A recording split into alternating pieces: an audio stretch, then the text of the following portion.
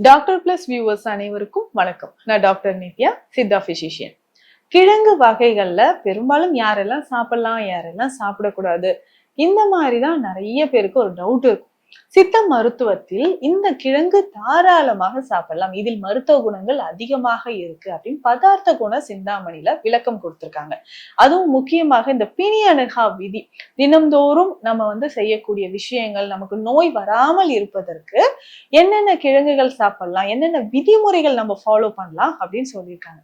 இதுல முக்கியமாக மண் பரவு கிழங்குகளில் கருணை அன்றி புசியோம் அப்படின்னு சொல்லும்போது, கருணைனா பிடிக்கருணை.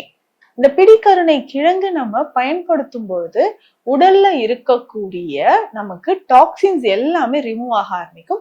முக்கியமாக இந்த கிழங்கு எதற்கு அப்படின்னு பார்த்தோம்னா, மூலாதாரத்தில் இருக்கக்கூடிய சூட்டை அது தீர்க்கக்கூடியது.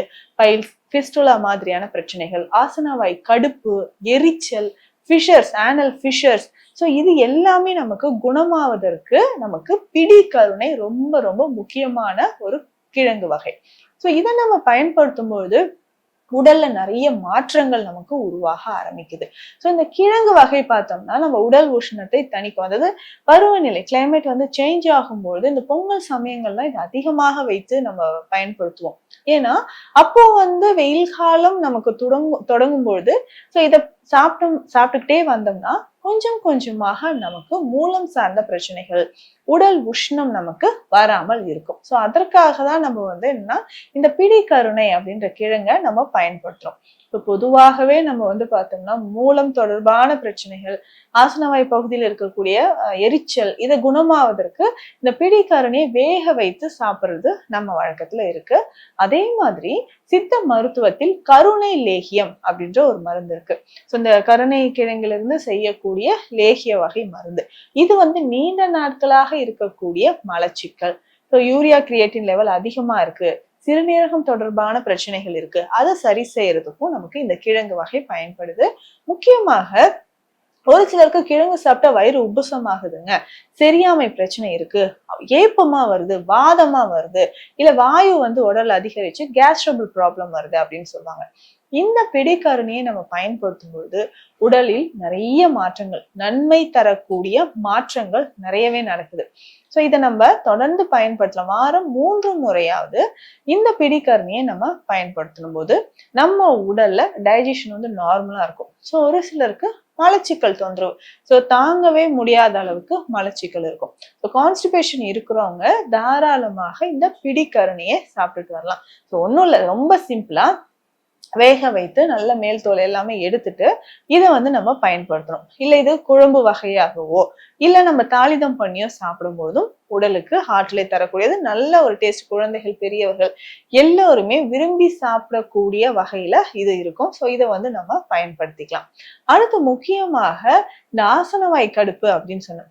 ஒரு சிலருக்கு இந்த மோஷன் போயிட்டு மலம் போயிட்டு வந்த பிறகு ஒரு எரிச்சல் இருக்கும். ஸோ அந்த எரிச்சல் ரொம்ப நேரம், ஒரு 2 மணி நேரம் வரைக்குமே நமக்கு ஏற்படக்கூடியதாக இருக்கும். ஸோ அந்த மாதிரி நமக்கு ஆசனவாய் கடுப்பு இருந்தாலோ, ஆனல் ஃபிஷர் அப்படின்னு சொல்றோம் இல்லைங்களா, அது இருக்கும்போதோ, ஆனல்ல ஃபிஷர் இருந்துச்சுன்னா அதை சரி செய்யறதுக்கும் நமக்கு இது பயன்படுது. ஸோ பிடிக்கருணையை நம்ம பயன்படுத்தும் போது நம்ம உடல்ல இருக்கக்கூடிய உஷ்ணம், அதிகமான உஷ்ணம், பித்தம் தொடர்பான பிரச்சனைகள், இது எல்லாமே நமக்கு சரியாக ஆரம்பிக்கும். ஸோ இதனோடு சேர்ந்து நம்ம உடல்ல இருக்கக்கூடிய பித்தம் தணிவதற்கும் பிடிக்கருணை நமக்கு பயன்படுது. சர்க்கரை நோயாளிகள் இந்த கிழங்கை சாப்பிடலாமா? பொதுவாகவே சர்க்கரை நோயாளிகள் கிழங்கு வகைகள் சாப்பிடக்கூடாதுன்னு தான் நம்ம சொல்லியிருக்கோம். சர்க்கரை நோயாளிகள் இது வாரம் 1 முறை நம்ம சாப்பிட்டுக்கலாம். ஒரு 2 அல்லது 3 பீசஸ் இதை சாப்பிட்டுக்கலாம். அதுவும் சுகர் லெவல் ரொம்ப அதிகமா இருந்ததுன்னா அவங்க மட்டும் அவாய்ட் பண்ணிக்கோங்க. மற்றவர்கள் இது வாரம் 1 முறை ஒரு 2 பீசஸ் சாப்பிட்டுக்கலாம். அதே மாதிரி கொலஸ்ட்ரால் இருக்கவங்க, தைராய்டு இருக்கக்கூடியவங்க அவர்களும் இதை பயன்படுத்தலாம். ஸோ இந்த கிழங்கோட மருத்துவ நன்மைகள் ரொம்ப ரொம்ப அதிகம். ஸோ முக்கியமாக இந்த கருணை லேகியம் அப்படின்னு சொல்லக்கூடிய அந்த மருந்து மலச்சிக்கல் இருந்தாலோ, பைல்ஸ், ஃபிஸ்டுலா ப்ராப்ளம் இருந்தாலோ, பெண்கள் பிரெக்னன்சி டைம்ல நிறைய பேருக்கு மலச்சிக்கல் இருக்கும். ஸோ அதற்கு ஸ்பெஷலா இந்த கருணை லேகியத்தை நம்ம பயன்படுத்தலாம். ஸோ கருணை லேகியம் அப்படின்னு சொல்றது ஒரு முக்கியமான ஒரு மருந்து. ஸோ மூலம் தொடர்பான பிரச்சனைகள் அது சரி செய்யறதுக்கு இது பயன்படுது. அதே மாதிரி கருணை, பிடி கருணை அப்படின்னு சொல்றதும் நம்ம சித்த மருத்துவத்தில் நம்ம பயன்படுத்தக்கூடிய சிறந்த காய்கறிகள்ல இதுவும் ஒண்ணு அப்படின்னு நம்ம சொல்லியிருக்காங்க. நோயை வராமல் இருப்பதற்கும், வாதம் சமநிலை பெறுவதற்கும், மூளைச்சூடு குறைவதற்கும் நமக்கு இந்த பிடிக்கருணை பயன்படுது. சோ இந்த பதிவில் மூலம் தொடர்பான பிரச்சனை இருக்கிறவங்க பயன்படுத்தக்கூடிய பிடிக்கருணை பற்றி பார்த்தோம். நிச்சயம் உங்களுக்கு யூஸ்ஃபுல்லா இருக்கும்னு நினைக்கிறேன். மீண்டும் அடுத்த பதிவில் சந்திக்கலாம். நன்றி.